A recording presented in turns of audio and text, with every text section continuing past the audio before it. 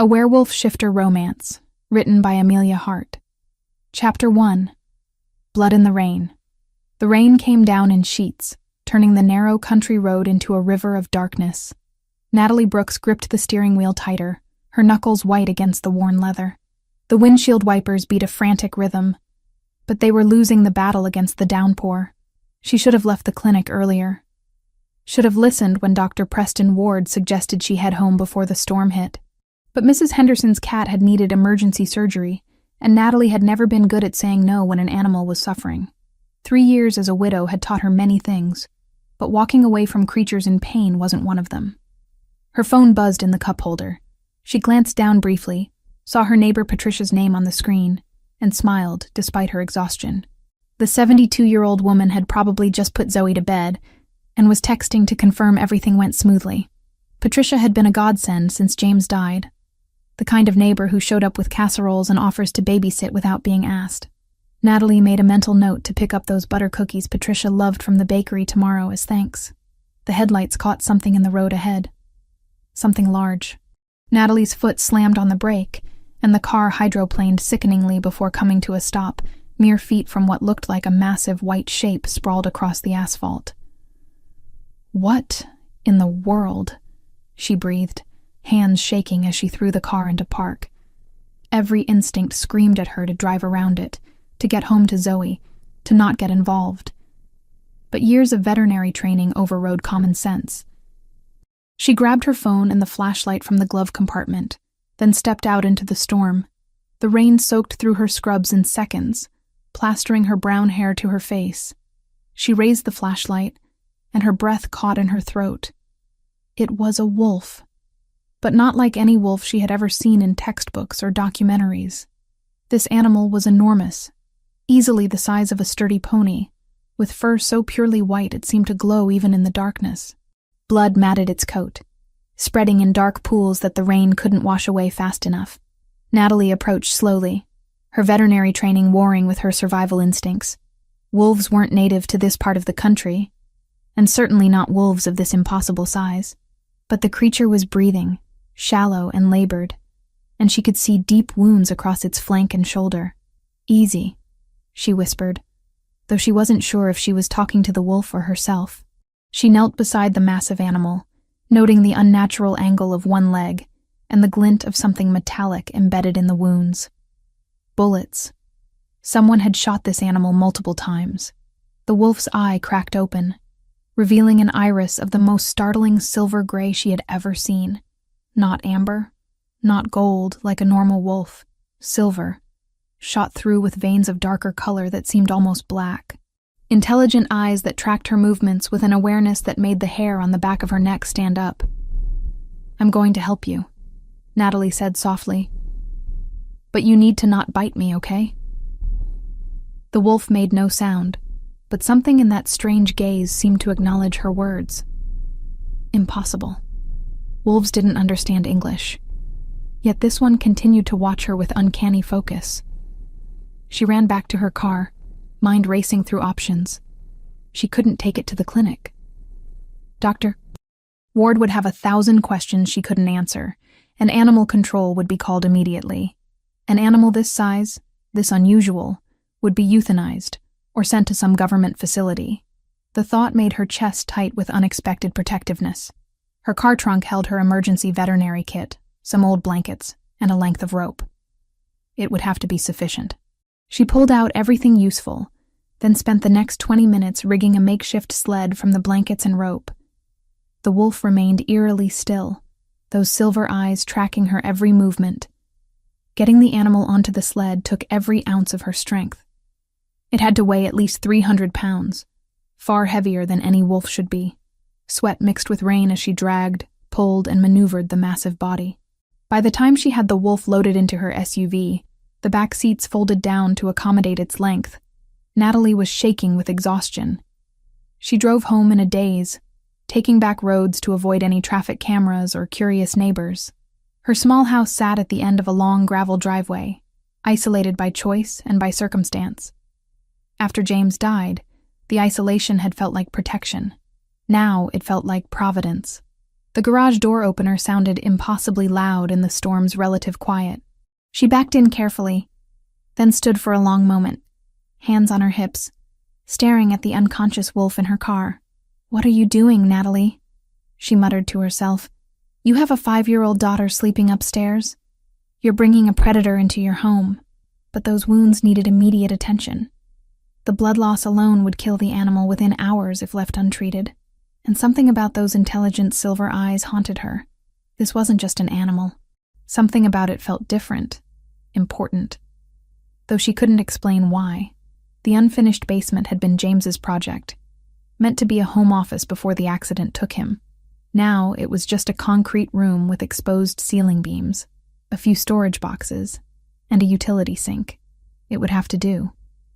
Moving the wolf down the stairs nearly defeated her. She used the blanket as a sled again, letting gravity do most of the work while she controlled the descent. The animal hit the concrete floor with a heavy thud that made her wince, but its breathing remained steady. Natalie ran back upstairs, listening at Zoe's door. Soft, even breathing. Good.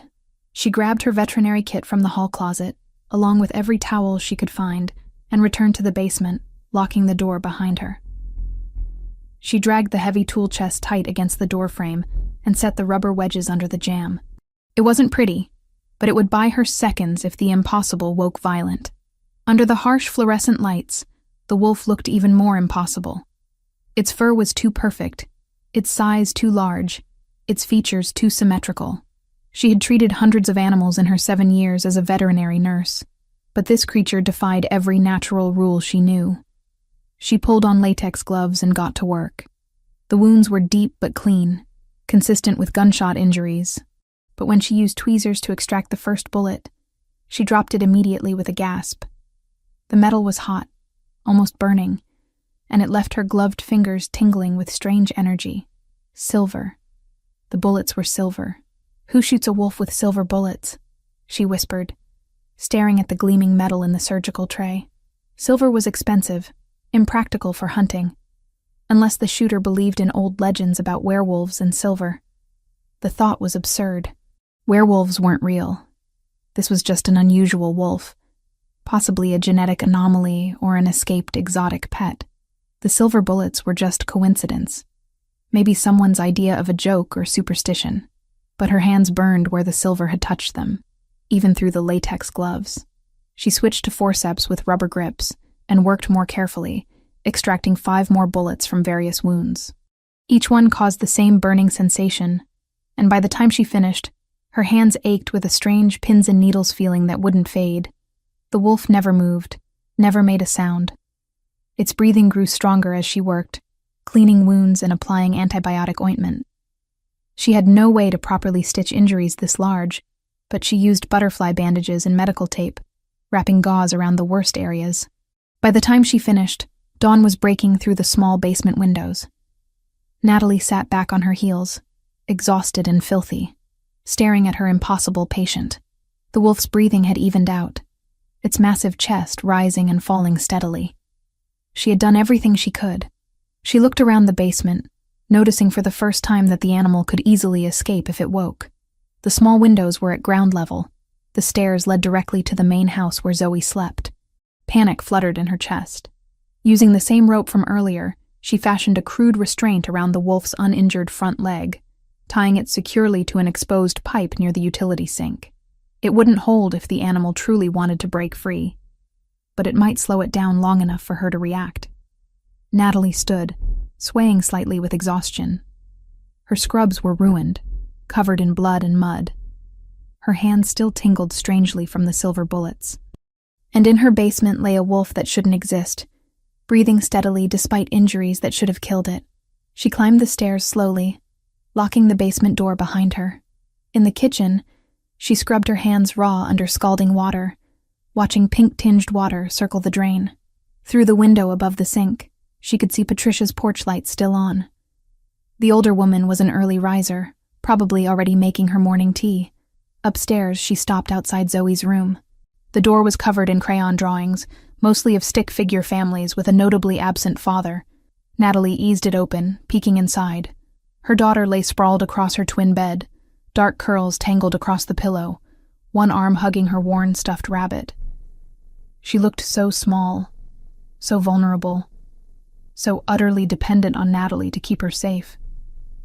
"I've hidden a dangerous animal in our basement," Natalie whispered to the sleeping child. What kind of mother does that make me? But even as guilt twisted in her gut, she couldn't bring herself to call animal control. Something about that wolf, those intelligent silver eyes, stopped her. She would keep it for one day, she decided, long enough to make sure it would survive. Then she would figure out what to do with it. She closed Zoe's door quietly and went to shower, scrubbing away the evidence of her impossible night. When she finally collapsed into her own bed, sunlight was streaming through the curtains. She had maybe 2 hours before Zoe woke up, demanding breakfast and asking why Mommy looked so tired. Natalie closed her eyes, but behind her lids, she saw only silver-gray eyes watching her with impossible intelligence. The wolf in her basement wasn't just an animal. Every instinct she possessed screamed that truth at her. But what else could it be? Sleep claimed her before she could answer her own question, dragging her down into dreams of white fur and storms, and eyes that seemed to see straight through her soul. Chapter 2. The Siege at Midnight. Natalie woke to the insistent beeping of her alarm, her body protesting every movement. 2 hours of sleep was not sufficient, but motherhood had taught her to function on less. She silenced the alarm and lay still for a moment, staring at the ceiling, trying to convince herself that last night had been a fever dream. The basement, the wolf, the silver bullets. Her hands still tingled faintly where the metal had touched her skin. "Mommy?" Zoe's voice drifted through the door, followed by the patter of small feet. The door burst open, and her daughter bounced into the room, curls wild from sleep. "You're awake. I'm hungry. Can we have pancakes?" Natalie pulled her daughter onto the bed, breathing in the scent of children's shampoo and innocence. "How about cereal this morning, baby? Mommy's running a little late." "You're always late," Zoe observed with the brutal honesty of a 5-year-old. "Patricia says you work too hard. She made me mac and cheese for dinner. The good kind, not the box kind." Guilt twisted in Natalie's chest. Patricia had watched Zoe until almost 10 last night, waiting for Natalie to return from her emergency shift. Another debt to repay, another reminder of how much she relied on her neighbor's kindness. "Tell you what," Natalie said, forcing brightness into her voice. "This weekend we'll make pancakes together, the special ones with chocolate chips." Zoe's face lit up. "And whipped cream?" "And whipped cream." As her daughter ran off to get dressed, Natalie allowed herself 30 seconds of stillness. Then she stood, ignoring her protesting muscles, and headed for the shower. She paused outside the basement door, pressing her ear against the wood. Silence. Either the wolf was still unconscious, or it had died during the night. She should check. She should go down there and verify that her patient was still breathing. But Zoe was awake now, and Natalie couldn't risk her daughter discovering what lay in the basement. The excuses she had prepared, about a broken water heater or a pest problem, felt paper thin in the morning light. Later, she promised herself. She would check later. The drive to Zoe's preschool was mercifully short.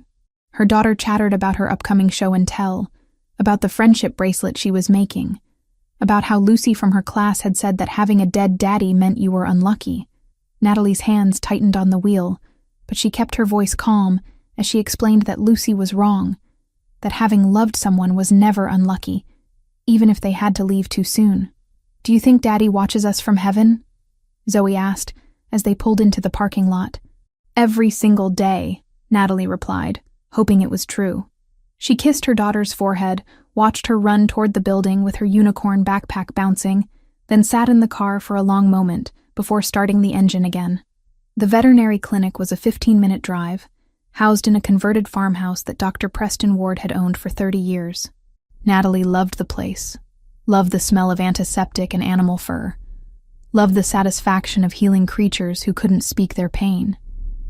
It was the one part of her life that felt uncomplicated. Until today. She was running on autopilot, cleaning kennels and updating charts, when Dr. Ward found her in the supply room. "You look like death warmed over," he said bluntly. He was 63, with a gray beard and eyes that missed nothing. "Bad night? Couldn't sleep," Natalie replied, which was technically true. "Storm kept me up." Dr. Ward studied her with the same intensity he used to diagnose sick animals. "There's been talk around town. Some hikers reported seeing unusual animal tracks near the state forest. Large canine prints, but not quite right. You haven't seen anything strange, have you?" Natalie's heart hammered against her ribs. "Strange how? Just keep your eyes open. Could be nothing, could be someone's exotic pet got loose. Either way, be careful driving home after dark." She nodded, not trusting her voice, and Dr. Ward left her to her work. But his words lodged under her skin, making her jumpier than usual. When she looked out the clinic's front window during her lunch break, she saw him. A man stood across the street, leaning against a lamppost with casual confidence that didn't match his intense focus. He was tall, with auburn hair that caught the sunlight, dressed in dark jeans and a leather jacket despite the warm weather. But it was his eyes that made her breath catch, amber gold, and fixed directly on the clinic window. Directly on her. Natalie blinked, and he was gone. Vanished between one heartbeat and the next, as if he had never been there at all. Her hands shook as she returned to her paperwork. She was seeing things now. The exhaustion was getting to her. Or maybe she was having some kind of breakdown. Delayed grief from losing James finally catching up with her 3 years later. The afternoon dragged. Every sound made her jump. Every shadow in her peripheral vision seemed to shift and move. When her shift finally ended, she practically ran to her car, checking the back seat twice before climbing in. The drive home felt longer than usual. She kept glancing in the rearview mirror, expecting to see the amber-eyed man following her. But the road remained empty.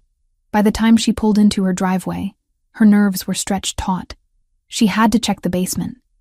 Had to know if the wolf was still alive, still unconscious, still safely restrained.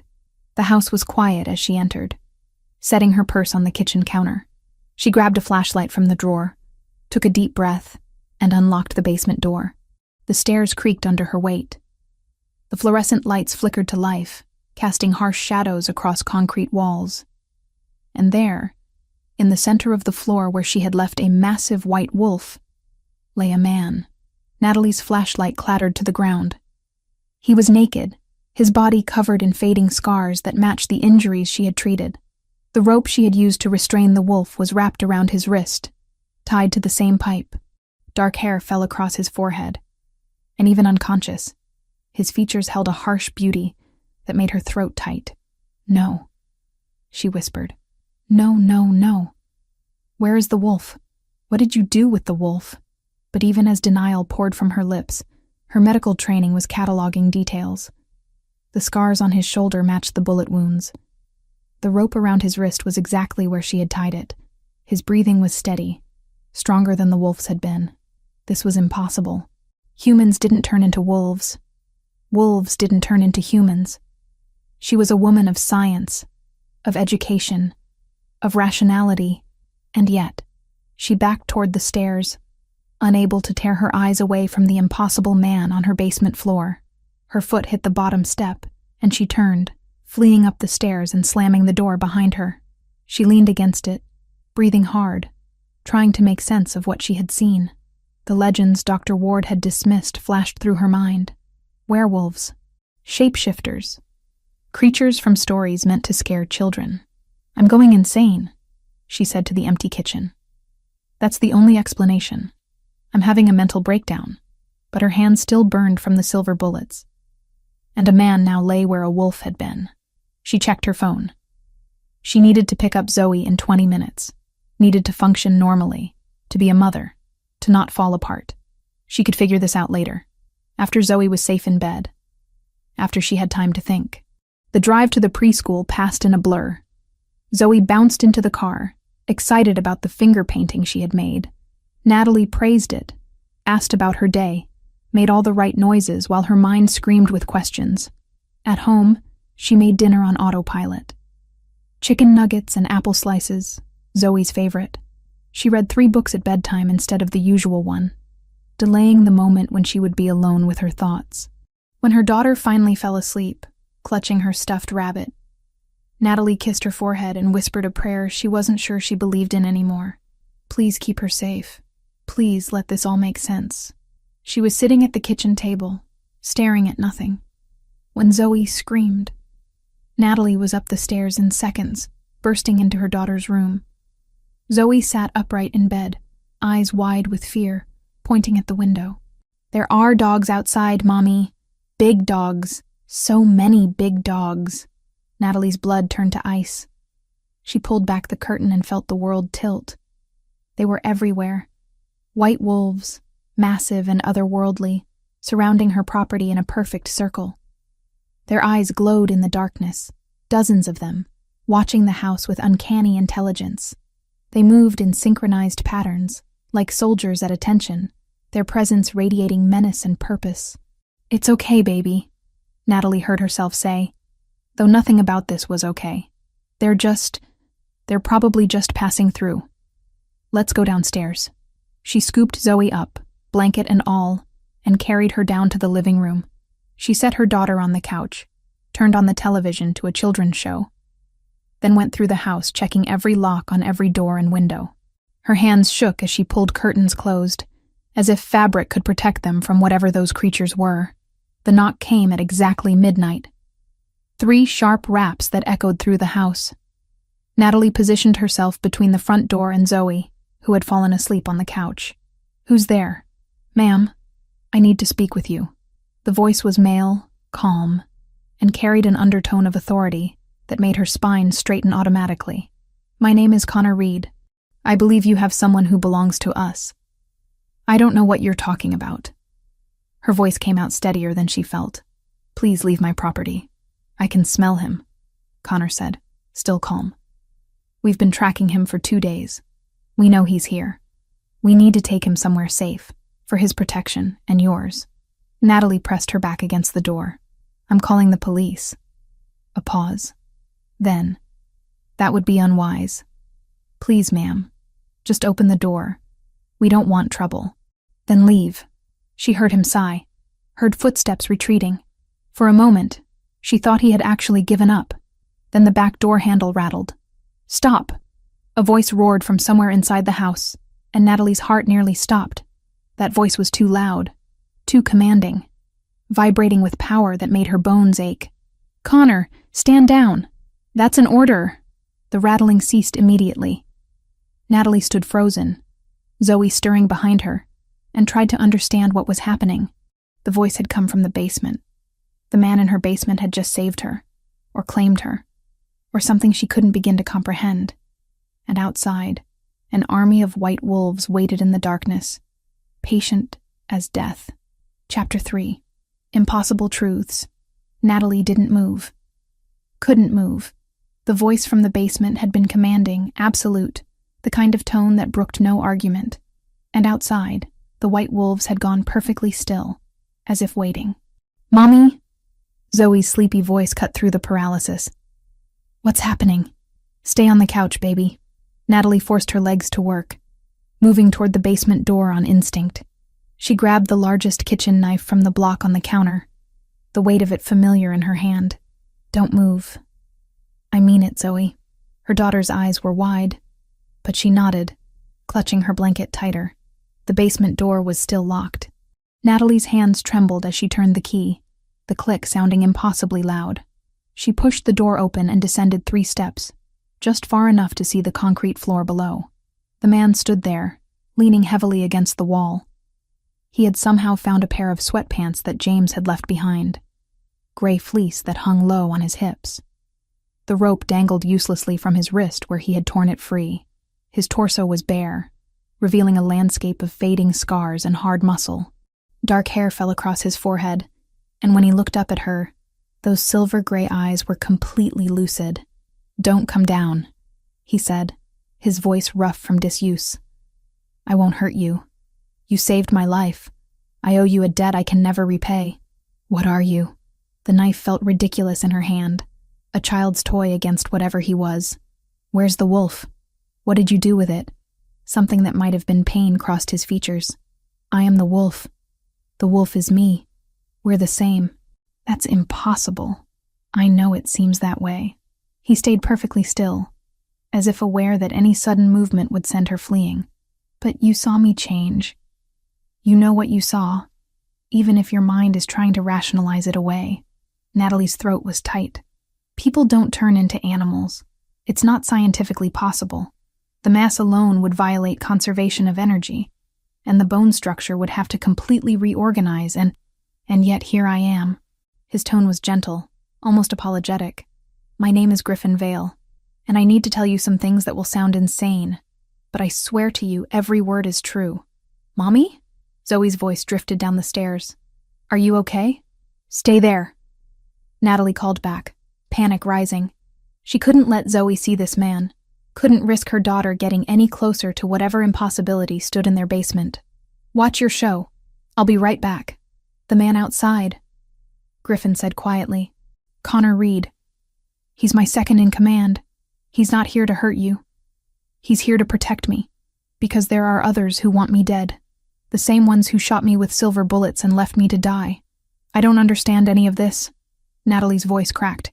I found a wolf. I helped it. And now there are wolves surrounding my house and a naked man in my basement. And none of this makes sense. I know. And I'm sorry you've been dragged into this. Griffin took a careful step forward, and Natalie raised the knife instinctively. He stopped immediately, hands raised. We exist. People who can shift between human and wolf form. We've existed for thousands of years, hidden among your kind. We have our own societies, our own laws. And I am... He hesitated, as if choosing his words carefully. I'm someone important to my people, which makes me a target.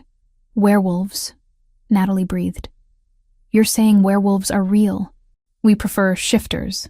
But yes, the legends are based on truth, though most of what humans believe about us is wrong. We're not slaves to the moon. We don't lose control. Silver can hurt us, but it won't kill us unless the dose is large and we're left untreated.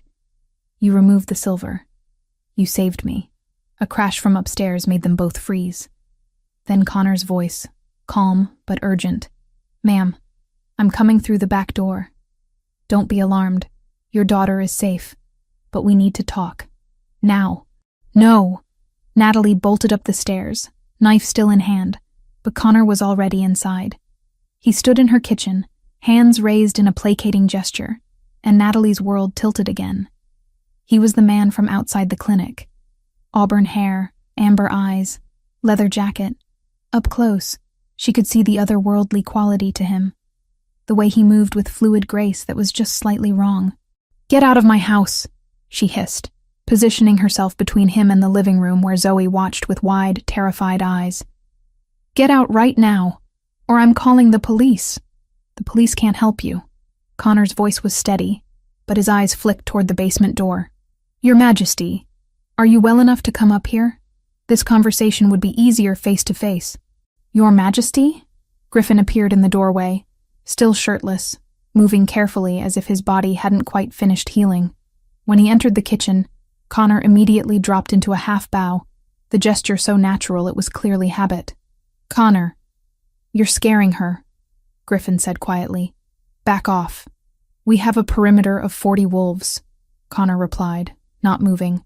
Victoria's scouts were spotted 3 miles from here. We need to move you to secure territory. Now. They're spread thin along the tree line, Connor added, voice low. Undercover, scent masked and shadow walked. Your neighbors won't see a thing unless we want them to. Who's Victoria? Natalie demanded. Why are there 40 wolves around my house? Why is everyone acting like this is normal? Griffin turned those silver eyes on her, and she saw exhaustion in them, and pain, and something that looked like regret. Victoria Hale is an alpha who wants power. She orchestrated the ambush that nearly killed me. She sent her people to finish the job, and now that they know where I am, they'll come. Which means you and your daughter are in danger. Because of you. The words came out flat. You brought this to my door. Yes. No excuses, no deflection. I did, and I'm sorry. But I can protect you if you let me. Zoe appeared in the kitchen doorway, blanket trailing behind her, eyes fixed on Griffin with an expression Natalie couldn't quite read. Not fear. Curiosity. mixed with something that looked like recognition. "You were the wolf," Zoe said, her 5-year-old voice cutting through the tension. "You're really big. Are you nice or mean?" Griffin's expression softened. He lowered himself carefully to one knee, bringing himself to Zoe's eye level. "I'm nice, and I'm grateful to your mother. She saved my life. Did bad people hurt you?" "Yes. But I'm getting better." "Zoe, go back to the living room." Natalie's voice was shaking. "Now." "But Mommy..." "Now." Her daughter fled, and Natalie felt like the worst mother in the world. But she needed Zoe away from this, away from men who turned into wolves and talked about danger and death. "You need to prove it," she said, looking at Connor. "You need to prove what you're saying is real, because my brain is trying to convince me I'm having a breakdown." Connor glanced at Griffin, who nodded. "Show her." But slowly. What happened next would haunt Natalie's dreams for weeks. Connor's body rippled, bones sliding under skin in ways that shouldn't be possible. His form blurred, compressed, reorganized. Within seconds, a massive rust-colored wolf stood in her kitchen, amber eyes fixed on her with complete awareness. The knife clattered from Natalie's nerveless fingers. She backed against the counter, hand over her mouth, trying not to scream, because screaming would terrify Zoe, and she couldn't do that. Had to stay calm. Had to think. The wolf that had been Connor shifted back to human form just as quickly, flesh and bone rearranging until the auburn-haired man stood there again, fully clothed as if his body remembered what he had been wearing. Pack-trained shifters wore bonded fabrics that keyed to their scent and shift, clinging close and compressing with the change before releasing back into place. Connor hadn't even glanced at his clothes. They obeyed him like muscle memory. Griffin, ambushed and stripped of his bonded gear, hadn't been so lucky. That was why seams tore when his body forced halfway forms. "How?" Natalie whispered. "We don't know the science of it," Connor said. "We just are. We've always been. And we've worked very hard to keep your kind from discovering us." "Mommy!" Zoe's scream cut through everything else. "Mommy, there's a doggy!" Natalie ran to the living room. Zoe was pressed against the far wall, pointing at the window where a massive white wolf had its paws up on the glass, peering inside with eyes that glowed in the darkness. "Connor, get your people under control." Griffin snapped, moving faster than he should have been able to in his condition. He pulled the curtain closed, blocking the wolf from view. "You're terrifying a child." "I'm sorry." Connor pulled out a phone, spoke quickly in a language Natalie didn't recognize. The shadows outside shifted, moving away from the house. "They were just concerned. They know you're vulnerable. I don't care. This woman saved me when she had every reason to leave me to die. You will treat her home with respect." Natalie scooped Zoe up, feeling her daughter's small body trembling against her chest. "This is insane. All of this is insane. You need to leave. All of you. Just get out and leave us alone." "I wish I could," Griffin said, and the regret in his voice sounded genuine. "But Victoria knows I'm here now.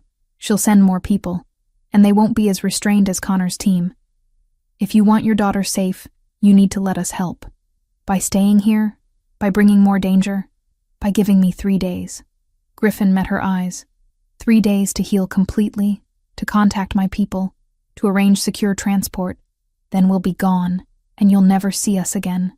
But until then, you need protection. My protection. I don't want your protection. I want you gone. Mommy, I'm scared." Zoe whispered against her neck, and there it was. The thing that mattered more than fear, more than confusion, more than the complete destruction of everything she thought she knew about the world. Zoe's safety. Natalie looked at Griffin, at Connor, at the impossible situation that had walked into her life on 4 legs and silver bullets. "If I let you stay, there are conditions. Non-negotiable. Name them. You stay in the guest room upstairs, not the basement. Connor and his people stay outside. Discreetly. My neighbors can't see anything unusual, or they'll call the police. And Zoe," her voice cracked, "Zoe can't know details. She's 5. I won't traumatize my daughter more than she already is." Griffin nodded slowly. "Agreed." But you need to understand. If Victoria's people come, it won't be quiet. There will be fighting, blood, things your daughter shouldn't see. Then you'd better hope they don't come. Natalie's arms tightened around Zoe. 3 days. That's all you get. Then you disappear from our lives and we go back to normal. 3 days, Griffin agreed. But something in his eyes told her that normal was already gone, shattered as completely as her understanding of reality had been.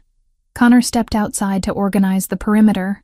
Griffin stood in her kitchen, still shirtless, watching her with an intensity that made her skin prickle, and Natalie held her daughter close, wondering how she was supposed to explain any of this to a 5-year-old who still believed in fairy tales, though apparently some fairy tales were real after all.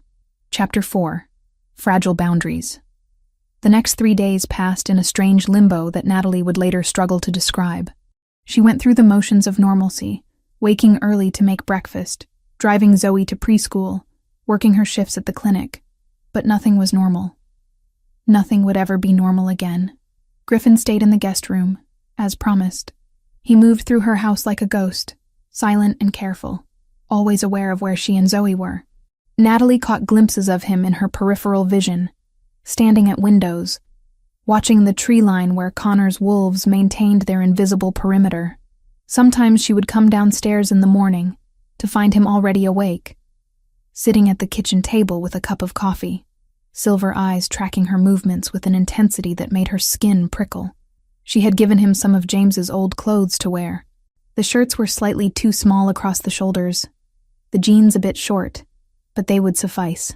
Watching Griffin in her dead husband's clothing felt wrong in ways she couldn't articulate, like she was replacing James. Though that was absurd. James had been human. James had been safe.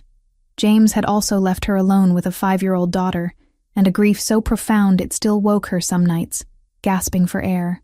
"You look tired," Dr. Ward observed on the second day, catching her yawning over morning appointments. "Everything okay at home?" "Just some work on the house," Natalie lied, the excuse coming easier now. "Contractor's been making noise early in the morning." His shrewd eyes studied her. "You'd tell me if something was wrong, wouldn't you? If you needed help." The kindness in his voice nearly undid her. What would she say? That there was a man who could turn into a wolf living in her guest room? That her property was surrounded by an invisible army of supernatural creatures? That everything she thought she knew about reality had been stripped away? "I'm fine," she said instead. "Just tired." She kept Zoe away from Griffin as much as possible.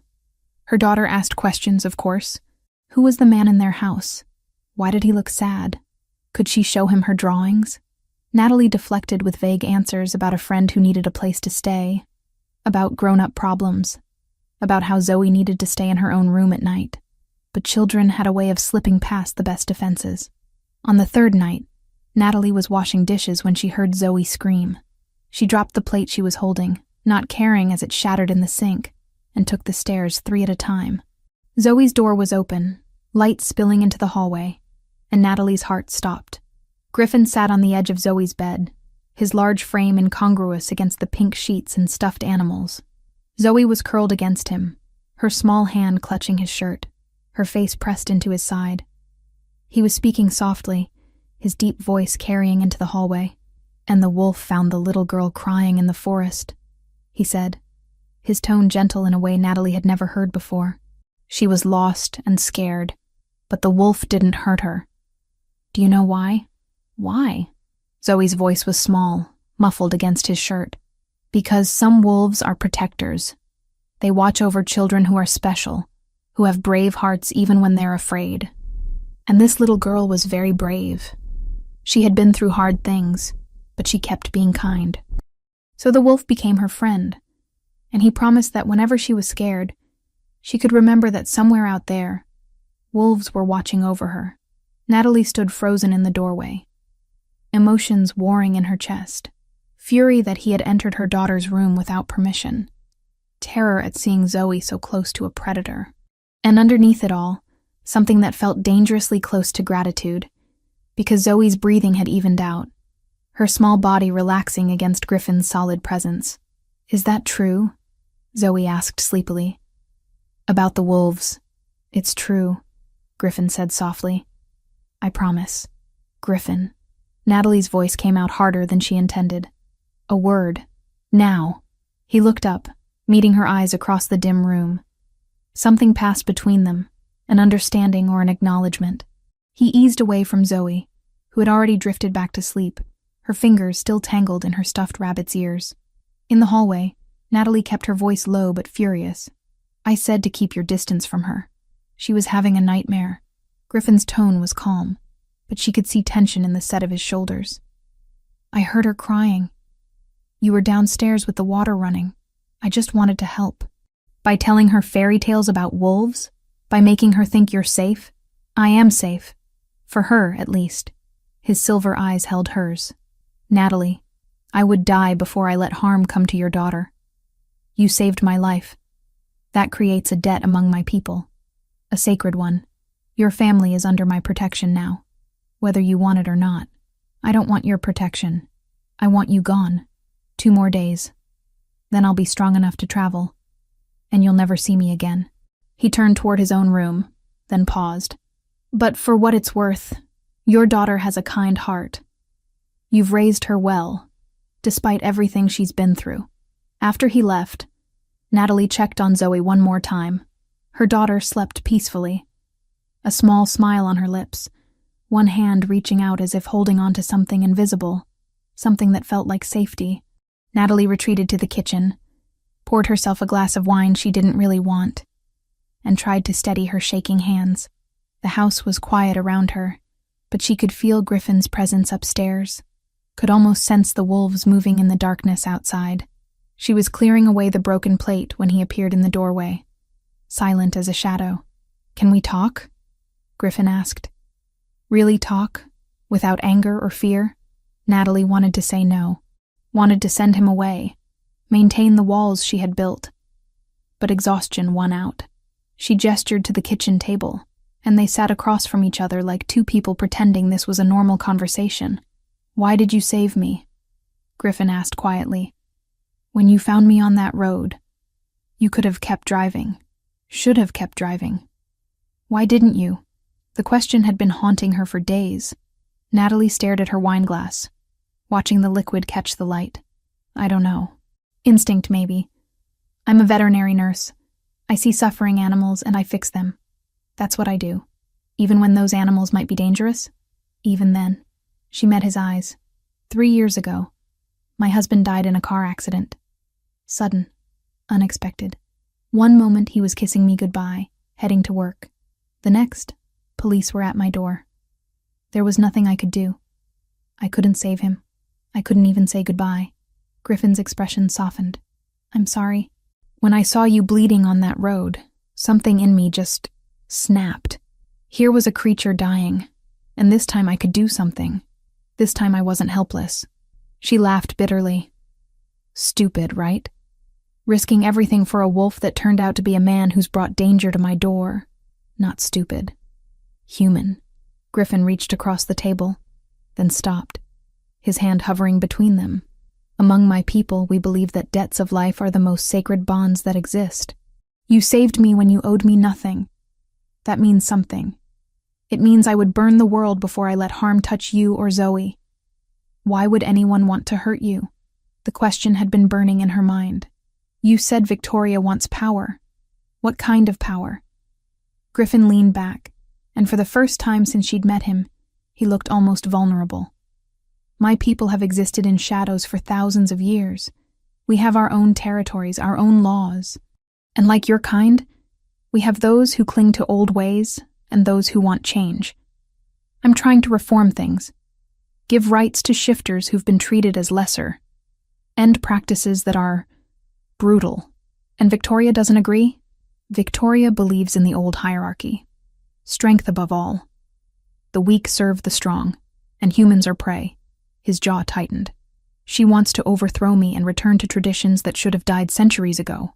Natalie absorbed this, seeing uncomfortable parallels to human conflicts throughout history. So you're a revolutionary. I'm trying to be better than my predecessors. He studied her face. Does it bother you? Knowing that there are creatures living among humans, hidden in plain sight.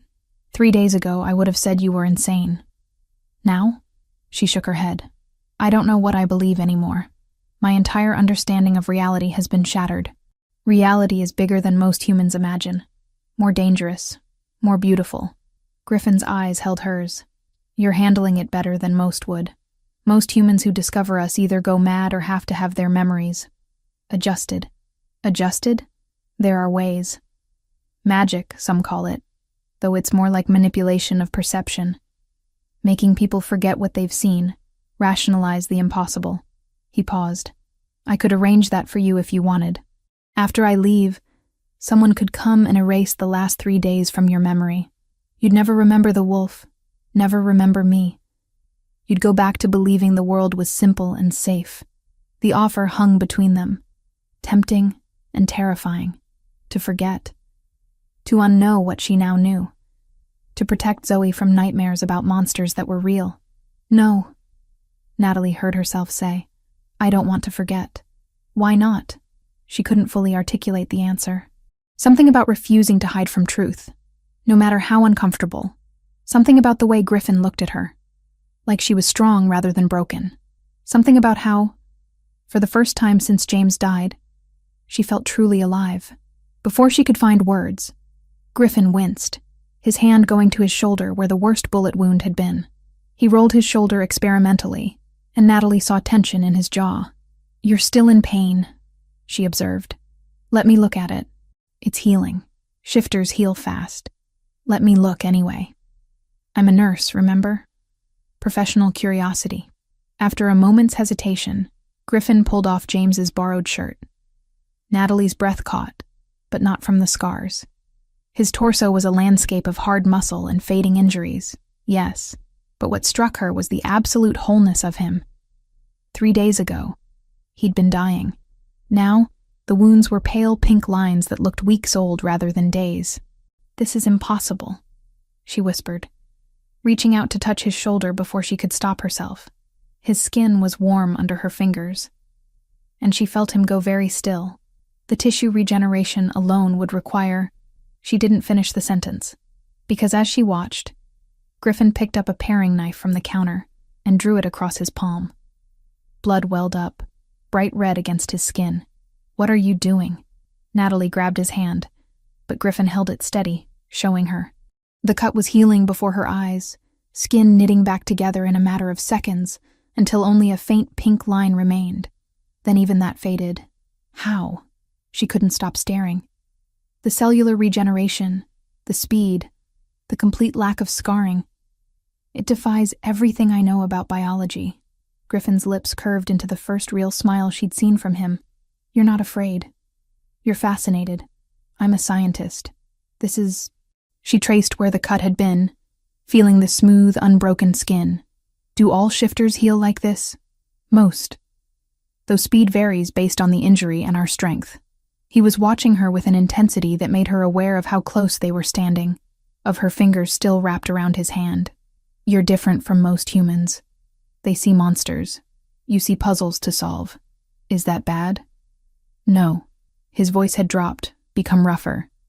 It's extraordinary. The air between them had changed, charged with something Natalie didn't want to name. She should step back, should put distance between herself and this impossible man.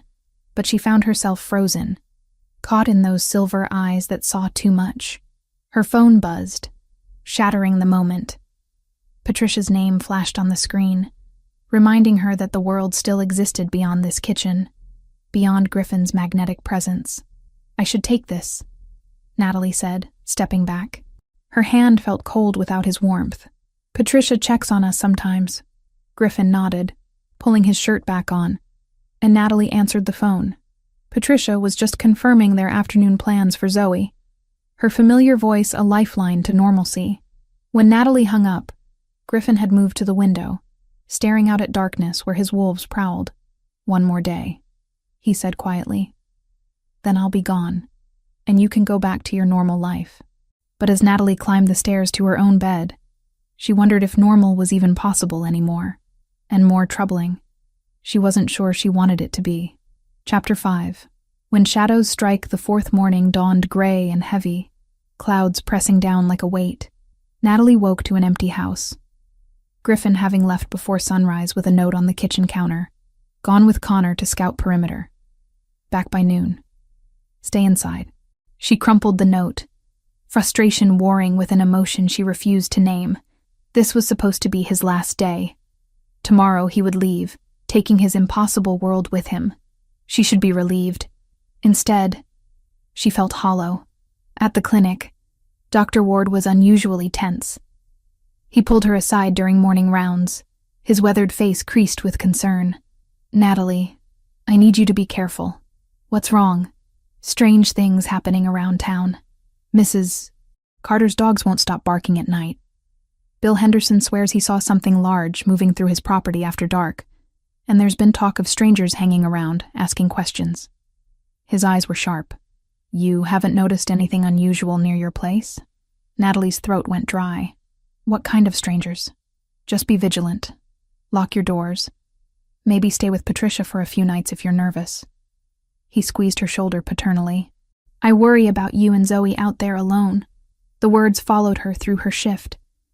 Every sound made her jump. When she checked her phone at lunch, she had 3 missed calls from an unknown number and a single text message that made her blood freeze. "The king can't protect you forever. Tick-tock. V. Victoria." It had to be. Natalie left work an hour early, making excuses about a headache. The drive home felt endless, every shadow seeming to hide threats. When she pulled into her driveway, she saw Zoe playing in the backyard, chasing butterflies with the fearless joy of a child who didn't know monsters were real. And standing near the fence, pretending to examine the old oak tree, was Connor in human form. His posture was casual, but his eyes were constantly moving, scanning the tree line. "Mommy!" Zoe ran over, pigtails bouncing. "Look, I found a blue butterfly. Connor says it's called a... what was it? Morpho." Connor supplied, his amber eyes meeting Natalie's over her daughter's head. The warning in them was clear. "Zoe, baby, let's go inside." Natalie reached for her daughter's hand. "But Mommy, I'm playing..." The first attack came without warning. A massive black wolf burst from the tree line, moving with terrifying speed. Then another, and another, not white like Connor's pack. These were dark as night, their eyes burning with malice. "Inside, now!" Connor's body was already blurring, shifting mid-stride as he threw himself between the attackers and Zoe. Natalie scooped her daughter up and ran. Zoe was screaming, her small arms wrapped around Natalie's neck. Behind them, the sounds of combat erupted. Snarls, impacts, the terrible sound of teeth meeting flesh. A black wolf cut across their path to the house. Natalie skidded to a stop, her heart hammering. The creature was even larger than Connor's wolf form, with scars across its muzzle and hatred in its yellow eyes. It advanced slowly, teeth bared. "Stay behind me," Natalie ordered Zoe, setting her daughter down and positioning herself between the child and the predator. Her hands closed around the garden hose coiled near the back door. It was a pathetic weapon, but it was all she had. She turned the nozzle to jet stream and aimed. The water hit the wolf's face and it flinched, more startled than hurt. For one precious second, it was distracted. That second was all Griffin needed. He came through the back door in a form Natalie had never seen. Not fully human, not fully wolf, but something in between. His features had elongated, muscles rippling under skin that was neither quite flesh nor quite fur. His eyes burned silver white, and when he roared, the sound shook the windows. The black wolf tried to turn, but Griffin was already on it. They collided with bone-crushing force, rolling across the grass in a tangle of claws and teeth. Blood sprayed across the flowers Natalie had planted last spring. "Get inside." Griffin's voice was barely human, distorted by fangs. "Bathroom, upstairs. Lock the door. Don't come out until I say." Natalie grabbed Zoe and ran. Her daughter was sobbing, face buried against Natalie's shoulder. Through the kitchen window, she glimpsed Connor in wolf form, fighting 2 attackers at once. He was bleeding from a dozen wounds but still standing, still fighting with a ferocity that was terrible to witness. The stairs felt endless. Zoe's weight was nothing compared to the fear crushing Natalie's chest. She burst into the upstairs bathroom, slammed the door, and turned the lock with shaking hands. Then she sat on the closed toilet lid, holding Zoe in her lap, and tried to muffle her daughter's screams against her chest. The sounds from below were nightmarish, roars that shook the house, the crash of breaking furniture. Zoe was crying so hard she could barely breathe, hiccuping between sobs. Natalie stroked her hair and whispered lies about how everything would be okay, about how the bad dogs would go away soon, about how they were safe. She didn't feel safe. She felt like prey, hiding while predators tore her home apart. Then, suddenly, silence. It stretched for an eternity. Natalie held her breath, straining to hear anything. Zoe had gone quiet too, her small body trembling. A knock on the bathroom door made them both jump. "Natalie," Griffin's voice, rough and exhausted, but human. "It's over. You can come out. How do I know it's really you?" Her voice was steadier than she felt. A pause. Then, "The first night you told me that when James died, you felt helpless. That's why you saved me. Because this time, you could do something. Only Griffin would know that." Natalie unlocked the door with shaking hands. He stood in the hallway, fully human again, wearing only the ruins of torn jeans. Blood covered his chest and arms, though she couldn't tell how much was his, and how much belonged to his enemies. His silver eyes were bright with residual adrenaline, and when they landed on Zoe, his expression softened. "Is she hurt?" "No." "Scared, but not hurt." Natalie's legs felt weak. "What happened down there?" "Come see." The living room was destroyed. Furniture overturned, claw marks scoring the walls, one window shattered. 3 black wolves lay unconscious on the floor, bound with silver chains that Connor must have had ready. The rust-colored wolf that was Connor sat near the door, panting heavily, blood matting his fur. "They came to kill me," Griffin said quietly. "Victoria sent them. Connor and I held them off, but..." He looked at the destruction, then at Zoe clinging to Natalie. "This isn't over. Victoria knows where you live now. She knows you saved me. In her mind, that makes you an enemy." Natalie felt cold. "I'm a civilian. A human. Why would she care about me? Because you helped her enemy. Because you've seen too much. Because Victoria doesn't leave witnesses." Griffin's jaw tightened. "I'm sorry. I brought this to your door. But I can protect you. Both of you. If you come with me to secure territory, I can keep you safe." "Leave?" Natalie stared at him. "Leave my home? My job? Everything?" "Temporarily. Just until Victoria is dealt with. Once she's captured or killed, you can come back. Resume your normal life." "There is no normal life anymore." The words burst from her. "My daughter just watched wolves try to kill us. My house is destroyed. And you want me to run away with you to someplace I don't know? Trust my safety and Zoe's to people I don't know? You can trust me." Griffin stepped closer, his bloodied hands hanging useless at his sides. "I swear on my life, on everything I am, I will protect you both. What I said last night, about the debt I owe you, that's eternal among my people. Your safety is more important to me than my own." "Why?" The question came out broken. "Why do you care so much? Is it really just because I pulled some bullets out?" His eyes held hers, and she saw the answer before he spoke it. "No. It's not just that. It's..." He struggled with words. "There's a connection between us. Something my people call a mate bond. It's rare, sacred. When it happens, it's absolute, and it's pulling me toward you so strongly I can barely think straight." Natalie's heart hammered. "A mate bond? Like destiny? Like we're supposed to be together? Like our souls recognize each other?" Griffin's voice dropped. "I know it sounds insane. I know you have every reason to send me away.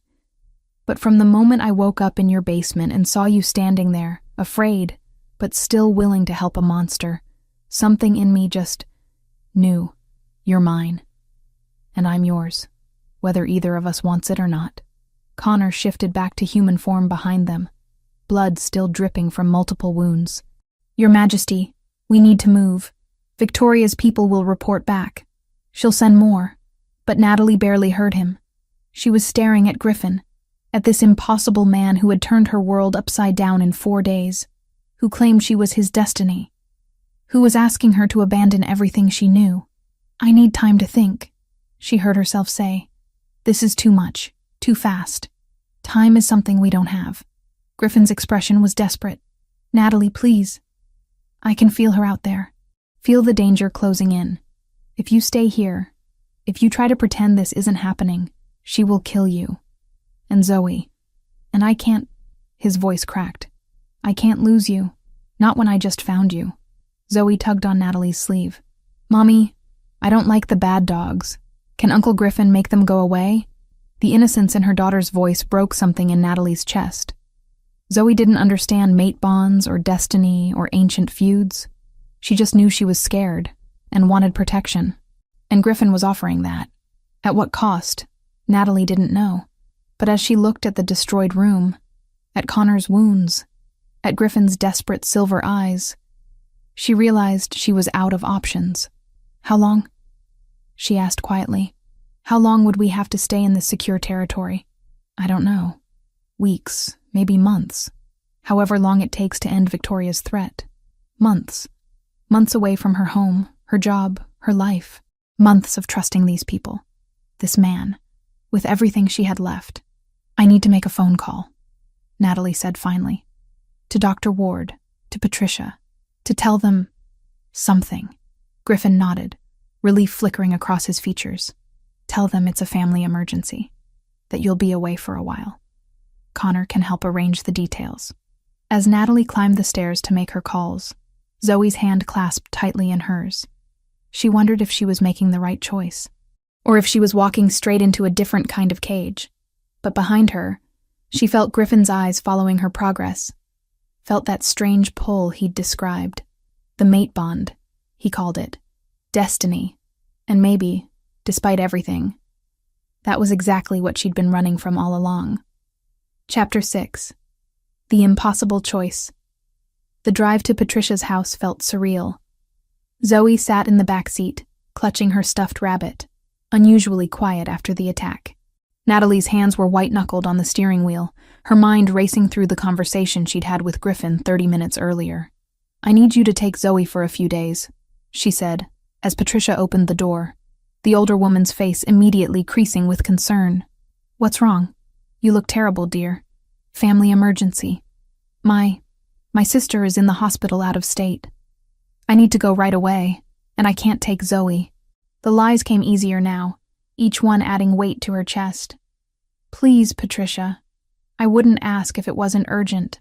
Patricia's hand found Natalie's arm, squeezing gently. Of course, sweetheart. You know I love having this little one. Zoe can stay as long as you need. Natalie knelt in front of her daughter, smoothing back the dark curls that were so like James's. Baby, you're going to stay with Patricia for a little while. Mommy has to take care of something important. Are you going with Uncle Griffin? Zoe's green eyes were too knowing for a 5-year-old. Yes, but I'll come back soon. I promise. He'll keep you safe from the bad dogs? Natalie's throat closed. Yes, he will. The hug lasted longer than usual. Zoe's small arms wrapped around her neck, and Natalie breathed in the scent of children's shampoo and innocence, trying to memorize it. Just in case Victoria didn't keep her word. Just in case she never came back. I love you, Mommy. I love you too, baby. More than anything in the world. The drive home was agony. By the time Natalie pulled into her driveway, twilight had painted the sky in shades of purple and gray. The destroyed living room looked worse in the fading light. Connor had removed the unconscious wolves, but blood still stained the hardwood floors. Griffin stood at the window, his back to her. He'd showered and changed into fresh clothes, but tension radiated from every line of his body. She's safe? He asked without turning. With Patricia, my neighbor. She'll take good care of her. Natalie set her purse on the kitchen counter, her keys rattling in the silence. Now tell me everything. No more half-truths. No more protecting me from information. If I'm going to make decisions about my life, I need to understand what I'm dealing with. Griffin turned, and the look in his silver eyes made her breath catch. Raw vulnerability mixed with something that looked like hunger. Where do you want me to start? This mate bond thing. Explain it to me. Because you can't just tell me we're destined to be together and expect me to accept that without question. I'm a scientist, I need logic. A ghost of a smile crossed his face. There's no logic to it. The mate bond is one of the great mysteries of our kind. It's rare, sacred. When two souls are meant to be together, they recognize each other on a level that goes beyond conscious thought. It's in the scent, the pull, the way every instinct screams that this person is yours and you are theirs. That sounds like obsession, not love. It can become love, or it can remain just recognition. The bond doesn't force emotions, Natalie. It just opens the door to possibility. He moved closer, and she forced herself not to step back. I felt it the moment I regained consciousness in your basement. Your scent, your presence, the sound of your heartbeat, everything about you called to something primal in me, and it's been growing stronger every hour I spend near you. But I'm human. You're whatever you are. How can that even work? It's rare, but not unheard of. Human shifter bonds are considered the strongest, actually, because they require the shifter to control their nature, to be more than just the beast. And because humans who can accept us, who can see past the monster to the man underneath, are remarkable. Natalie's fingers found the edge of the counter, needing something solid to anchor her. I lost James 3 years ago. I loved him with everything I had. How can I trust these feelings when they came on so fast? How do I know it's real and not just some biological trick? You don't. Griffin's honesty was brutal. I can't prove it to you. I can only tell you what I feel. And I feel like I've been searching for you my entire life without knowing it. Like every decision I've made, every path I've taken, was leading me to that road where you found me bleeding out. That's not fair. Her voice cracked. You can't just say things like that to a widow who's been alone for 3 years, who's been so focused on keeping her daughter safe that she forgot how to feel anything for herself. I know. He was close enough now that she could feel his warmth. And I know this is insane. I know you have every reason to send me away. But Natalie, his hand came up, fingers brushing her cheek with devastating gentleness. I also know that you feel it too. This pull between us. Tell me I'm wrong. She couldn't. Because he wasn't wrong. From the moment she'd looked into those silver eyes on the rain-soaked road, something in her had responded. Something she'd thought died with James. This is crazy, she whispered. I know. I barely know you. I know. And I have a daughter to think about. I can't just... The words died as his thumb traced her lower lip. The touch was electric, sending heat spiraling through her body. His eyes had darkened, pupils expanding, and she could hear his breathing change. Griffin. His name was half protest, half plea. I want to kiss you, he said roughly. I've wanted to since you stood in your kitchen and demanded answers instead of running away screaming. But I won't. Not unless you want me to. Not unless you're ready. She should say no. Should step back, reclaim her space. Remember all the reasons this was a terrible idea.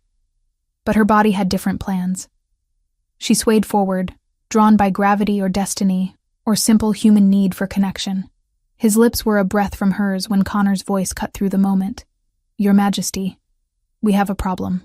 Griffin's jaw clenched, but he stepped back, putting respectable distance between them. What is it? Connor stood in the doorway, his amber eyes grave. I intercepted communications from Victoria's people. It's worse than we thought. They followed him to the kitchen table where he'd set up a laptop. On the screen was a series of messages written in what looked like code, but Connor had already translated them below each line. She's planning to go public, Connor said flatly. She's gathered video evidence of shifters transforming. She has contacts in media, in government. She plans to release everything simultaneously. Proof that we exist, locations of major territories, names of important figures. She'll frame it as a threat that's been hidden from humanity, push for military intervention. Natalie felt cold. That would start a war. Exactly what she wants, Griffin said, his voice tight with fury. Chaos. Panic. She'll position herself as the only one strong enough to protect both shifters and humans from each other. She'll take power by claiming I failed to keep our people hidden. But you didn't fail. She's the one exposing you. Truth doesn't matter in war. Only who tells the most convincing story. Griffin's hands were clenched into fists. I need to get back to my territory. Gather allies. Stop this before she can act. The moment you leave this property, her people will know, Connor warned. They're watching, waiting. Then I fight my way through.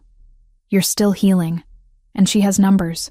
As the two men debated strategy, Natalie's phone buzzed. Unknown number. Her hands shook as she opened the message. Sweet Natalie. The king's little pet. I have a proposition for you. Come to me willingly, and I'll leave Griffin alone. I'll even spare your precious daughter. All you have to do is walk away. He gets to save the world. You get to save him. Fair trade, don't you think? You have 1 hour to decide. Victoria. The phone clattered from Natalie's nerveless fingers. Griffin was at her side instantly, reading the message over her shoulder. His face went white, then flushed with rage. No, absolutely not. She's offering to leave you alone, Natalie heard herself say. To leave Zoe alone. If you walk into her hands, she'll kill you. Griffin's voice was shaking. Or worse, she'll use you against me, torture you to break me, parade you in front of cameras to show how weak I am. I won't allow it. It's not your choice. The words came out calmer than she felt. This is my life, my daughter. And you're talking about preventing a war that could kill millions. If my sacrifice can stop that, your sacrifice. Griffin's laugh was bitter. You think I could live with that? Knowing you died because of me? Knowing I let my mate walk to her death because I was too weak to protect her? I'm not asking for permission. Natalie looked at Connor. If I go to Victoria, will she keep her word about leaving Griffin alone? Connor's expression was conflicted. Victoria has her own twisted honor code. If she gives her word, she usually keeps it. But your Majesty is right. She won't just let you go. She'll use you. Then Griffin can come rescue me later. After he's dealt with the threat. After he's saved the world from her publicity stunt. Natalie turned back to Griffin, seeing the devastation in his eyes. This is the only way. There's always another way. Name it. He couldn't. They both knew it. The silence stretched between them, heavy with unspoken words and desperate choices.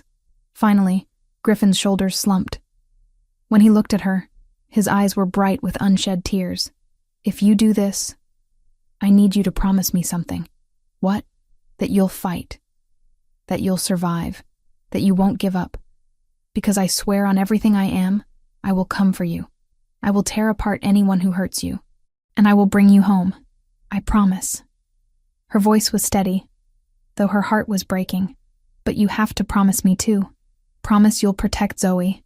If something happens to me, if Victoria doesn't keep her word, you'll make sure my daughter is safe. That she grows up knowing her mother loved her. I promise. The words were wrenched from him, but Natalie, she didn't let him finish. Didn't let herself think about what she was doing. She closed the distance between them and kissed him. It wasn't gentle. It was desperate, claiming, a promise and a goodbye wrapped into one moment. His arms came around her, crushing her against him, and she tasted salt. His tears or hers, she couldn't tell. The mate bond flared between them. A golden thread pulled taut. And for one perfect moment, she felt what he'd described. Recognition. Belonging. Home. When they broke apart, both breathing hard, Griffin pressed his forehead against hers. I will come for you, he whispered. I will find you. And when I do, we're going to have a very long conversation about you making sacrificial decisions without consulting me. I look forward to it. She pulled away before her courage could fail. Connor was already on his phone, arranging the exchange. Victoria wanted Natalie at an abandoned warehouse 20 miles away. Alone. Within the hour. As Natalie gathered her jacket and checked her reflection one last time, she caught Griffin watching her with an intensity that burned. For what it's worth, he said quietly. I think you're the bravest person I've ever met. Remember that when you come rescue me. She walked out the door without looking back. Because if she looked back, she would lose her nerve, and the world needed Griffin more than it needed her heart intact. Behind her, she heard him say something to Connor in that language she didn't understand. Then his voice, clear and strong. Call everyone. Every ally we have. Victoria Hale has declared war. And when we're done with her, she's going to wish she'd never touched what's mine." Natalie climbed into her car, started the engine, and drove toward an uncertain fate. But for the first time in 3 years, she didn't feel like a victim of circumstance. She felt like someone choosing her own path, even if that path led straight into the monster's den. Chapter 7. Blood and Silver. The warehouse smelled of rust and decay. Natalie had been here for 2 days, though time had lost meaning in the windowless room where Victoria kept her. Her wrists were raw from the zip ties, her throat dry from screaming for help that never came, but she refused to break. Refused to give Victoria the satisfaction. "You're stronger than I expected," Victoria said, circling Natalie like a predator toying with wounded prey. The alpha was stunning in a cruel way, tall and lithe, with platinum blonde hair and eyes that shifted between blue and gold. Most humans would be sobbing by now. Begging, but not you. "I have nothing to tell you." Natalie's voice was hoarse but steady. "I don't know Griffin's weaknesses. I don't know where his territory is. I barely know him." "Liar." Victoria's smile was sharp. "I can smell him all over you. The mate bond leaves a signature, you know. It's faint on you. Still developing, but it's there. The Alpha King has claimed you, whether you realize it or not." Natalie's heart stuttered. She thought of that kiss before she left, of Griffin's desperate promise to come for her. "He hasn't claimed anything. I'm just someone who helped him." "Keep telling yourself that." Victoria pulled up a chair, sitting with predatory grace. "Let me explain what's going to happen, Natalie. Tomorrow night, I'm going to broadcast live footage of shifters transforming. I have videos, documentation, locations of major territories. The human world will learn that monsters are real, that they've been living among you for centuries. There will be panic, chaos. Governments will mobilize. And in that chaos, I will position myself as the only leader strong enough to protect both species from mutual destruction. That's insane. You'll start a war. I'll start a new world order." Victoria leaned forward, her eyes gleaming. Griffin's way of hiding, of pretending we're equal to humans, is weakness. We are apex predators. We should rule, not hide. And once I've exposed our existence, I'll be the only one with the power to negotiate terms. Griffin will stop you. Griffin is too busy looking for his precious mate to think strategically. Victoria's smile widened. That's the beautiful thing about mate bonds. They're a weakness. As long as I have you, he's compromised. Predictable.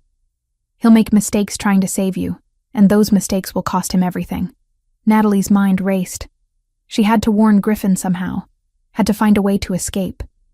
But the warehouse was heavily guarded, shifters in wolf form prowling the perimeter. She was one human woman against an army of supernatural predators. "You're not going to win," Natalie said, meeting Victoria's eyes. "Whatever you're planning, Griffin is smarter than you think. We'll see." Victoria stood, brushing off her designer jeans. "I'll check on you tomorrow. Try not to die of dehydration before then. I still need you alive as leverage." The hours that followed were agony. Natalie dozed fitfully, her body aching from the uncomfortable position. She tried to work at the zip ties, but they were too tight. Tried to find any weakness in the room, but it was solid concrete on all sides. She thought about Zoe, safe with Patricia, about Dr. Ward, who probably thought she was visiting a sick relative, about the life she'd built, now shattered beyond repair. And she thought about Griffin, about silver eyes and impossible promises. Would he really come for her, or had her sacrifice been for nothing? The answer came at dawn on the 3rd day. The explosion shook the warehouse, dust raining from the ceiling. Natalie's head snapped up, heart pounding. Sounds of combat erupted from somewhere above. Roars, gunshots, the clash of bodies. Victoria burst into the room, fury written across her perfect features.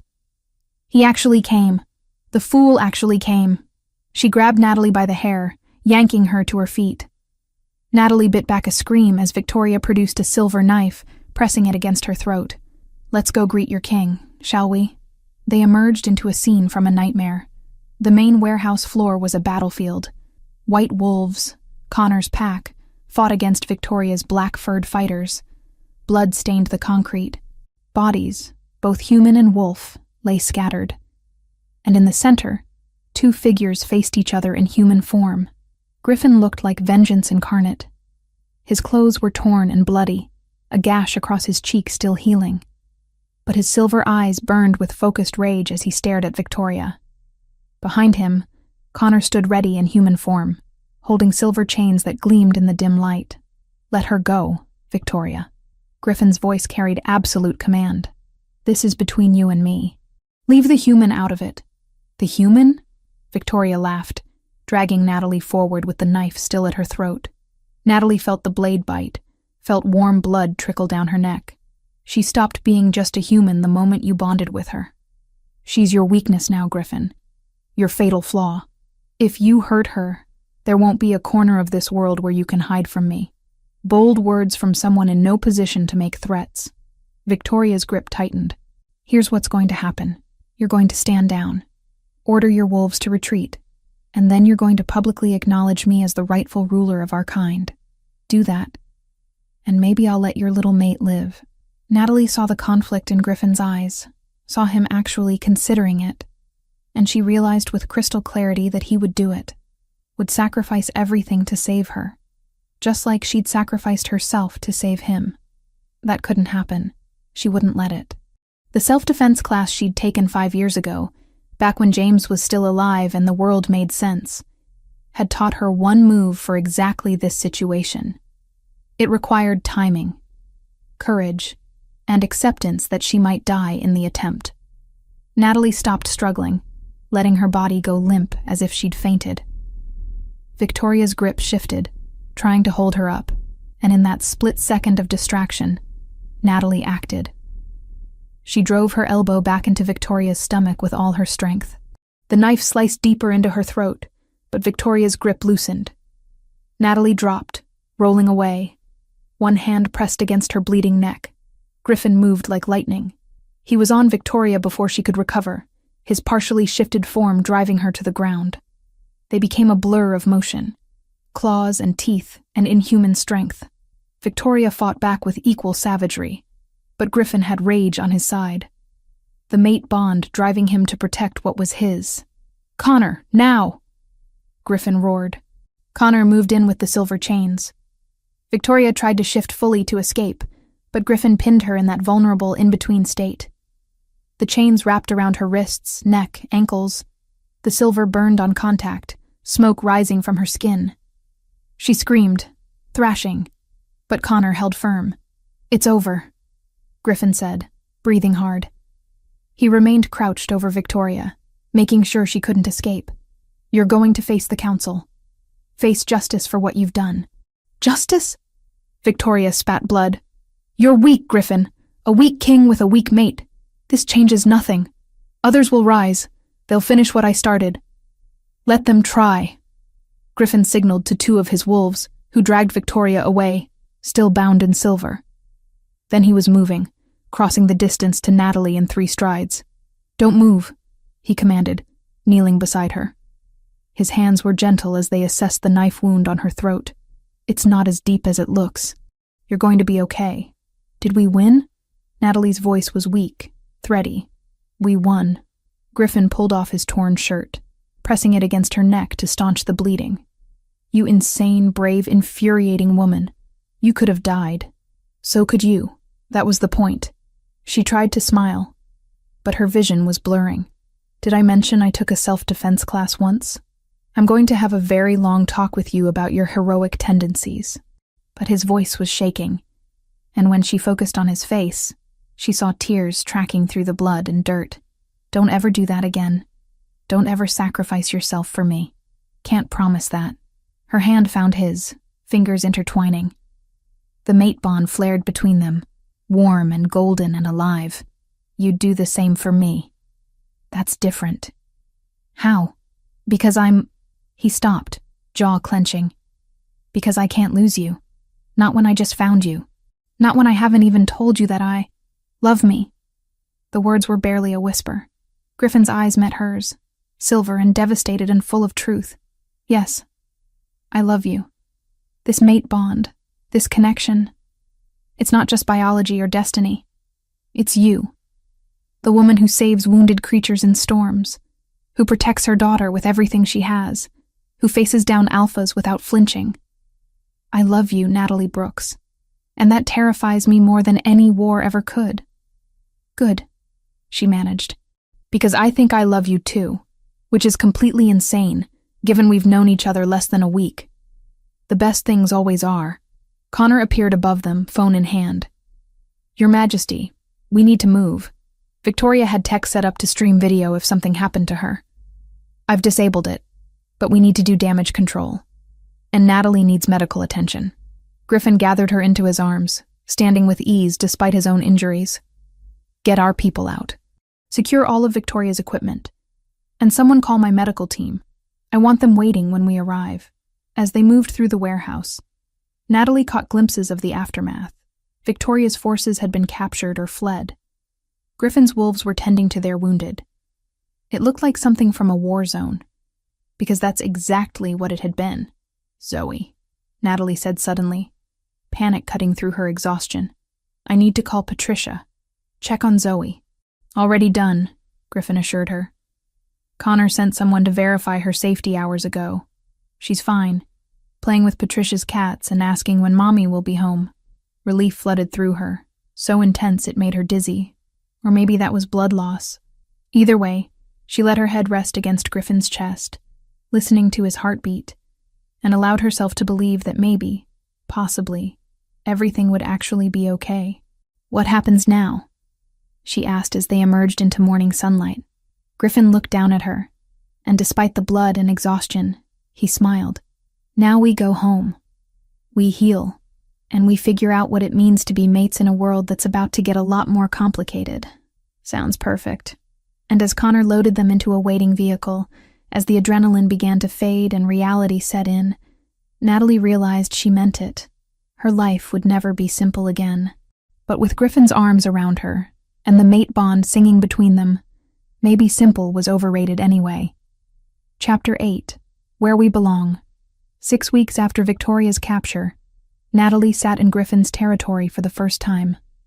The estate was hidden deep in mountain wilderness, accessible only by winding private roads that seemed designed to discourage visitors. The main house was built from stone and timber, blending seamlessly into the landscape, with floor-to-ceiling windows that overlooked valleys stretching for miles. This is where you live? Natalie breathed, standing on the expansive deck. Below, she could see dozens of smaller houses dotted through the trees. A community. A pack. Living together in careful harmony. This is where I work, Griffin corrected, his hand finding the small of her back. Home is wherever you and Zoe decide to be. The neck wound had healed to a thin pink line, barely visible unless you knew to look for it. Griffin's own injuries had faded completely within days, shifter healing working its impossible magic. But the emotional wounds took longer.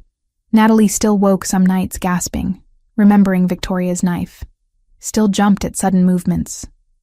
Griffin was patient, holding her through nightmares, never pushing her to be more than she was ready for. And slowly, she was healing too. Victoria had faced the Council of Alphas 3 weeks ago. Natalie had attended, sitting in the gallery alongside Connor and other witnesses. The trial had been conducted in that strange language shifters used among themselves. But Griffin had translated quietly, his voice steady as Victoria's crimes were laid bare. Conspiracy to overthrow the Alpha King, attempted murder, plans to expose shifter kind to humanity. The list was extensive. Victoria had been sentenced to permanent exile with her shifter abilities, bound by ancient magic that Natalie still didn't fully understand. She would live out her days as essentially human, powerless, and alone. Some argued for execution, but Griffin had been firm. They would not become the monsters Victoria claimed them to be.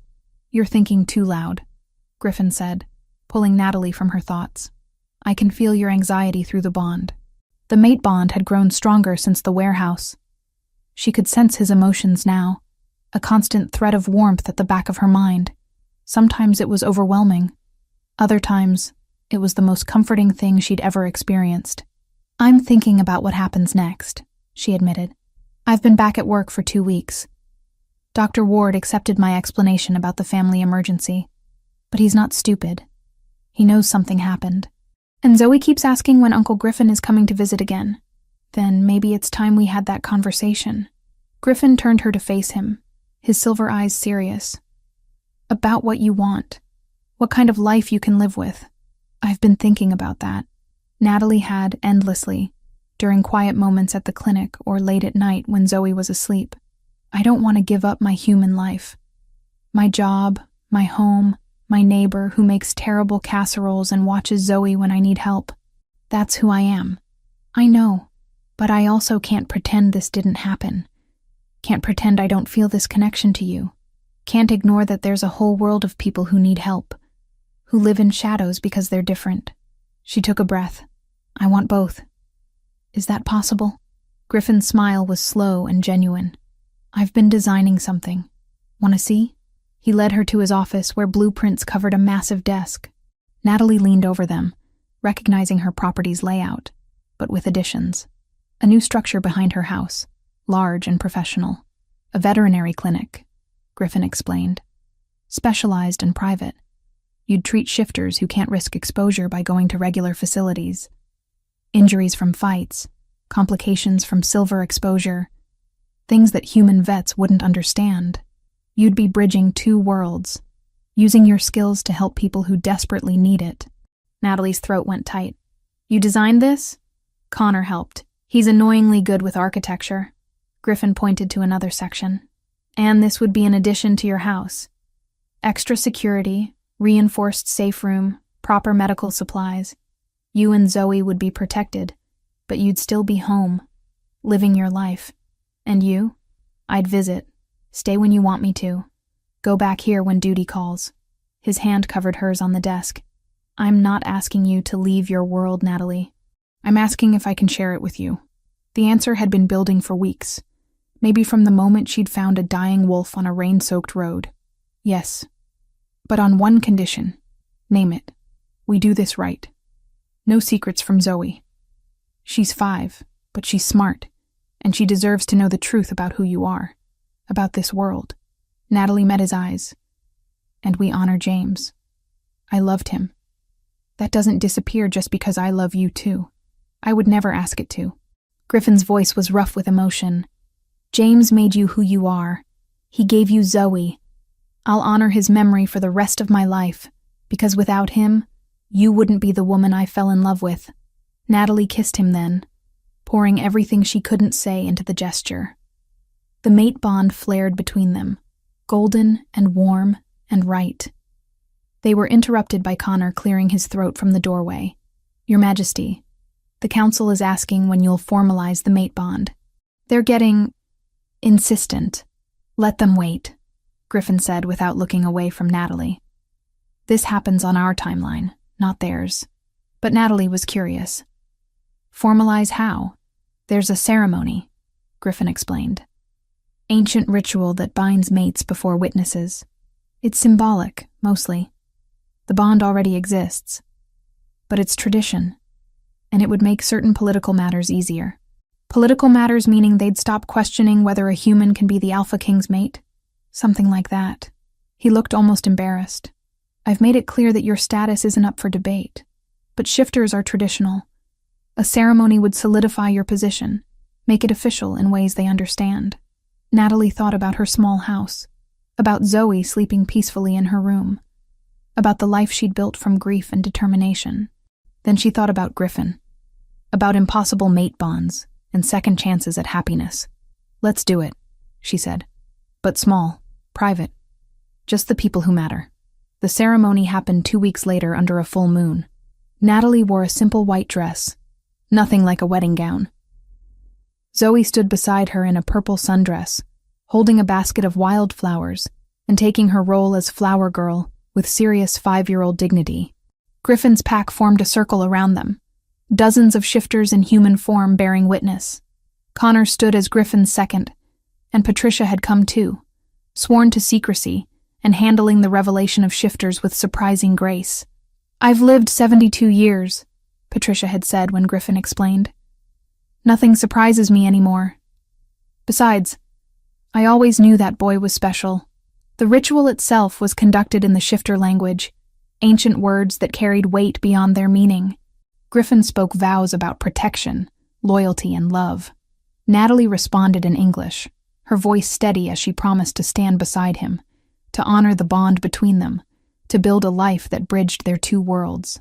When Griffin kissed her, sealing the bond, the pack howled, a sound that echoed through the mountains and made Natalie's heart soar despite its otherworldliness. Zoe clapped, delighted, and threw flower petals that got caught in everyone's hair. "You're stuck with me now," Griffin murmured against her lips. "Good," Natalie whispered back. "I'm counting on it." The months that followed found their rhythm. Natalie's specialized clinic opened quietly, word spreading through shifter networks. She treated everything from training injuries to silver burns, using her veterinary knowledge in ways she'd never imagined. Dr. Ward was brought into the secret after a particularly complicated case required his expertise. He'd taken it remarkably well. "Always knew there was more to the world than we could see," he'd said, examining a wolf who'd been shot with silver bullets. Glad to finally have proof. Zoe adapted with the resilience of childhood. She knew Griffin was special, knew that some people could be wolves, knew to keep secrets. She called him Daddy Griffin now, the title emerging naturally after he'd spent 3 hours helping her build a fairy house in the backyard. "Does this mean Daddy James isn't my daddy anymore?" she'd asked Natalie one night, her small face serious. "No, baby." Natalie had pulled her daughter close. "You can have 2 daddies, one who lives in heaven and watches over you, and one who's here now to keep you safe. Both of them love you. Both of them are real." Okay. Zoe had accepted this with the same ease she accepted that some people could turn into wolves. "Can Daddy Griffin stay in his wolf form tonight? He's warm and fluffy." Griffin did stay some nights in wolf form, his massive white bulk curled on the floor beside Zoe's bed. Natalie would find them in the morning, her daughter sprawled across his furry back, small fingers tangled in his coat. The sight never failed to make her heart ache with impossible tenderness. Now, 6 months after that rainy night when everything changed, Natalie stood in her backyard watching Griffin teach Zoe how to track by scent. He was in human form, patient and gentle, as he explained how to read the forest, how to move quietly, how to respect the natural world. "Mommy, I found it," Zoe called, holding up the stuffed rabbit they'd hidden. "I followed the smell just like Daddy Griffin said." "Good job, baby." Patricia appeared at Natalie's elbow, 2 cups of tea in hand. "Never thought I'd see the day when a shifter would be teaching my neighbor's kid to track. Life's strange. That's one word for it." Natalie accepted the tea gratefully. "You happy, sweetheart?" The question made Natalie pause. Was she happy? Her life was nothing like she'd planned. She was mate to a shifter king, running a secret veterinary clinic for supernatural beings, raising her daughter in a world that straddled human and otherworldly. It was complicated and strange, and sometimes terrifying. "Yes," she said finally, watching Griffin scoop Zoe onto his shoulders, her daughter's laughter ringing out. "I really am." That night, after Zoe was asleep with Griffin in wolf form beside her bed, Natalie found herself back in her kitchen, the same kitchen where she'd first realized that the wolf in her basement had become a man, where she'd made the decision to trust Griffin, to accept the impossible, to open her heart to the kind of love she'd thought she'd never find again. Griffin joined her in human form, wrapping his arms around her from behind. "What are you thinking about? How I almost didn't stop that night. How I almost kept driving past you. But you didn't." "No." She turned in his arms. "I didn't. And my entire life changed." "Regrets?" "Not a single one." And she meant it. Yes, her life was complicated now. Yes, there were dangers she'd never imagined. But she also had love again. Purpose. A family that was strange and blended and absolutely perfect. "I love you," Griffin said quietly. "Thank you for seeing past the monster to find the man. You were never a monster. You were just lost." Natalie smiled, rising on her toes to kiss him. "And I've always had a weakness for saving lost creatures. Lucky for me. Lucky for both of us." Outside, the full moon rose over the mountains. Somewhere in the darkness, wolves ran free, protecting the territory, maintaining the balance between 2 worlds. And in a small house at the edge of that wilderness, a woman who'd found a dying wolf in a storm held tight to the Alpha King who'd given her a reason to believe in destiny. It wasn't the life Natalie had planned, but it was the life she chose. And that made all the difference. The end.